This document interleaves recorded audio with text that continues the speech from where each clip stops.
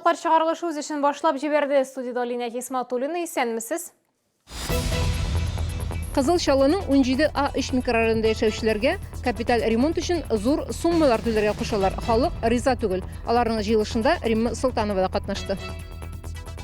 Балалар шуклыгымы, өлкәннәр ваемсызлыгымы чалда, ачык тәрәзәләрдән һәм балконнардан кешеләр өстенә төрле предметлар ташлау очраклары бар. Бу хакта тулырак Ләйсән Ханова.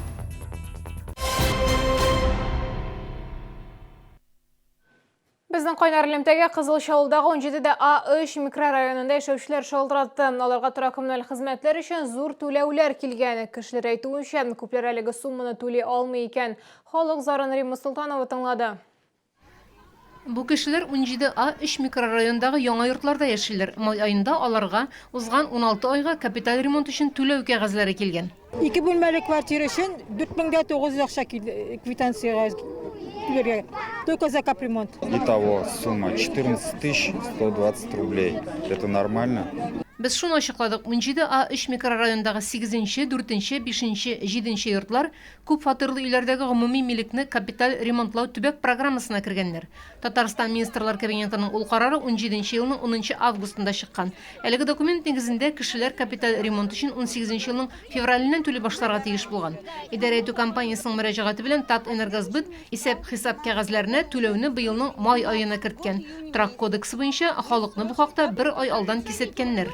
Ровно за месяц нам повесили объявление, что будет перерасчет. Тик менә ни өчен идарә компаниясе түләүне алданрак кертмичә 16 ай үткәч кенә куйган. Моның буенча без әлегә җавап ала алмадык. Шунысы мәгълүм, кеше зур сумманы бер юлы түли алмаган очракта, аның бурычын аз-азлап бүлеп түләү хокукы бар. Кайберәүләр моны инде белешкән. Я обращалась к юристу управляющей компании «Строим будущее». По телефону разговаривала.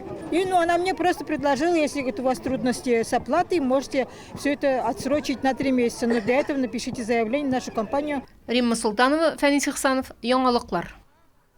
Балалар шуклыгымы, әле өлкәннәр ваемсызлыгымы. Чаллыда укучы бала өстенә ачык балконнан буш пыяла шешә төшү очрагы теркәлде.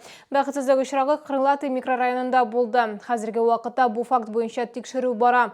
Уйланмый эшләнгән мондый шуклыклар нинди авыр нәтиҗәләргә китерергә мөмкин? Сорауга җавапны Ләйсән Ханова эзләде. Олег Александрович Крылаты торак комплексында дворник булып эшли. Бала өстенә буш пыяла шешә төшкән көнне ул ялда була. Әлеге гадәттән тыш хәл турында коллегалары сүзеннән белә. Если люди кидаются, это недостаток воспитания. Потому что, по большому счету, не оденет же каждый житель этого дома и вообще любой проходящий на голову, там, допустим, каску или еще защитный шлем какой-то, чтобы ему что-то не попало.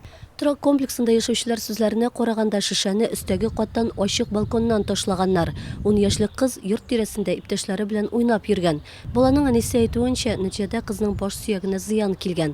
Бер операция кичергәннәр инде. Ул уңышлы үткән, тагын бер операцияны соңрак Казанда ясаячаклар. Танышыбызның кызына да 14 ел элек өске каттан су тутырылган пакет ташлаган булганнар. Бала йорт яныннан үтеп барган. Бер ай хастаханәдә ятып дәваланганнар. Барысы да яхшы кебек иде, тик берничә ел үтүгә әлеге хәл кабат сәламәтлеккә кире тәэсир ясады ди шәһәрдәш. Кисәк кенә аның башы авырта башлый. Кисәк кенә борынның кан китә башлады. Һәм кисәк кенә аңын югалтып егыла. Иртә таңнан шулай башлана иде. Бик күп дәвалау курслары үткәннән соң, хәзер инде Аллага шөкер, ул инде зур кыз. Бу авыруны алай сизелгәне юк. Югарыдан әйбер ташлап кешеләр зыян күргән очраклар шактый ди табиб-нейрохирург. Ни кызганыч, кешеләр җитди имганнылар ала. Это в первую очередь черепно-мозговая травма, ушиб головного мозга, переломы черепа. Зачастую этих пациентов приходится оперировать. Балалар шуклыгымы, әллә өлкәннәр ваемсызлыгымы, ничек кенә булмасын, һәр гамәл өчен җавап бирергә туры киләчәк. Балык булмаганнарны исәпкә куялар. Алар өчен ата-аналар да хисап тота. Ә инде 14 яшьтән җинаять җаваплылыгына тарту каралган. Сезнең 1 минутлык кызык ясавыгыз кешене гомер буена гарип калдырырга мөмкин. Авыру ясап калдырырга мөмкинсез. Нәрсәдә булса эшләгәнче башта зинһар өчен уйласагыз иде. Ләйсән Ханова, Ленар Солтанов, Яңалыклар. Ең проблемалы медицина учреждениелерінен саналған йогышлы аурулар хостаханасында жидді өзгәрішлері. Корпусларының бірсінде капиталь түзіклендіру түгелленді. Әлігі корпуста реанимация, диагностика, балалар бүліклері орнашачақ. Палаталарына жиһазлап, медицина жайланмалары алғаннан соң корпусқа пациентларны орнаштыра башлайшақлар. 40 ел ішінде хостаханада бірінші тапқыр шунды зор ремонт ішлері бара. Барлығы 6000 квадрат метр майданда түзіліш монтаж эшләре түгелләнгән инде. Әлеге җайланмаларны көйләү эшләре бара. Алар исә барысы да заманча. Әйтик, беренче тапкыр йогышлы авырулар хастаханәсендә хезмәт күрсәтү сыйфатын контрольдә тоту өчен татар һәм рус телләрендә махсус система гамәлгә кертелә. Ул һәр бүлектә булачак. Пациент, который будет жаловаться на что-то, нажимает определенные клавиши здесь, и уже у ответственного специалиста раздается сигнал, причем это все в режиме реального времени. Мы уже будем знать, в каком отделении, какая палата, там есть проблемы. Соответственно, уже будет задействована и администрация больницы, и персонал отделения. Йогышлы авырулар хастаханәсе ябык типтагы учреждение санала. Шуңа күрә төзекләндерү барышында вентиляция системасына зур игътибар биргәннәр. Һәр палатада душ, кондиционер һәм телевизор каралган. Һәр карават янында пациентның персонал белән ашыгыч элемтәсе өчен сигнализация урнаштырылган. Пациентлар үзгәрешләрне бәяләп өлгергән инде. Мы лежим пока в отделении, где нету ремонта, поэтому когда сюда пришли, я увидела, что вот она, цивилизация.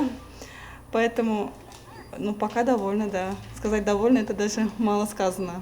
Поэтому скорее бы уже всю больницу сделали. Ремонт үткәрелү белән бергә хастаханәдә авыруларга ярдәм күрсәтү сыйфаты да үсәргә тиеш дигән юнәлештә эшлиләр. Биредә Чаллыдан кала Кама аръягының 17 районында яшәүчеләргә медицина ярдәме күрсәтелә. Фәрида Сабирҗанова, Луиза Сафуанова, Ленар Султанов. Яңалыклар.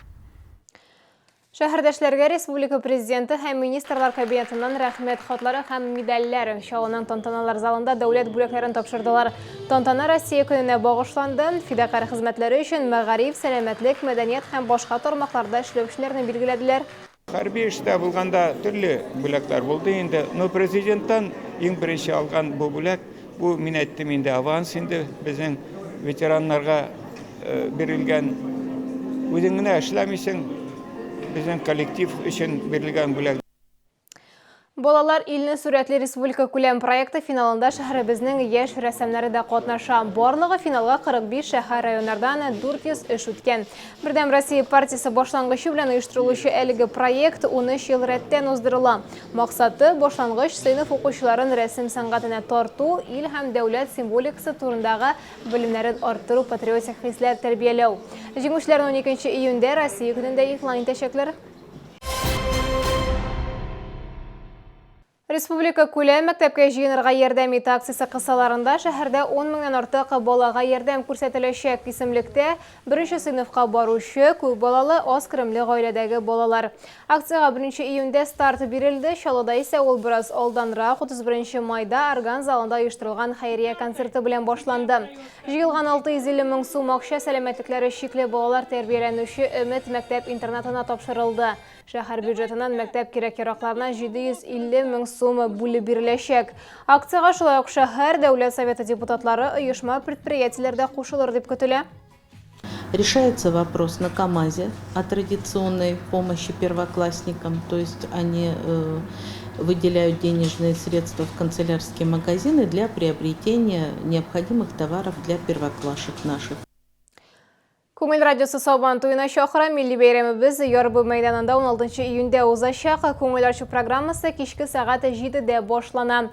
Чаллы халкын күңел радиосы алып баручылары һәм танылган артистлар сөендерәчәк. Кичәнең кунаклары Казан егетләре төркеме, популяр җырчылар Илсия Бәдретдинова, Вадим Захаров, Илнур Кылахмәтов, шулай ук Рамилә һәм Рамил Хайретдиновлар. Сабан кичке 10-да бәйрәм салюты белән тәмамланачак.